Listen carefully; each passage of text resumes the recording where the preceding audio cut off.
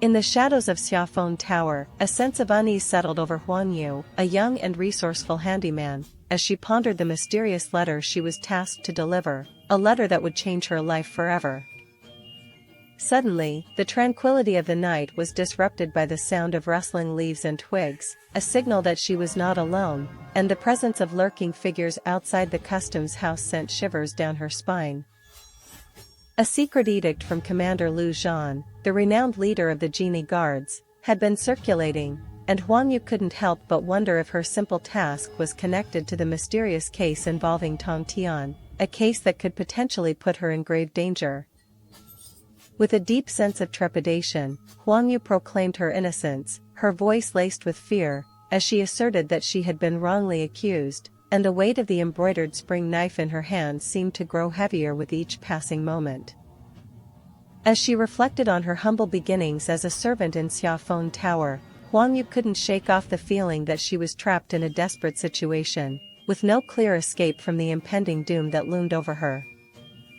The simple act of delivering a letter had turned into a complex web of intrigue, and Huang Yu found herself at the mercy of fate, as she wondered who could be behind the sinister plot to ambush the Jinyiwei. With her heart racing, Huang Yu demanded to know the identity of the person behind the mask, her voice firm but laced with a hint of desperation, as she tried to make sense of the chaos that surrounded her. As the truth began to unravel, Huang Yu discovered that she had inadvertently helped the real murderer, and the weight of her actions threatened to crush her, leaving her to ponder the consequences of her involvement. The sound of approaching footsteps signaled the arrival of the Jinyiwei, and Huang Yu's anxiety spiked as she realized that she was now a key player in a deadly game of cat and mouse. With her back against the wall, Huang Yu refused to divulge any information, her resolve firm, as she steeled herself for the impending interrogation, her mind racing with thoughts of Miss Chuchu's fate.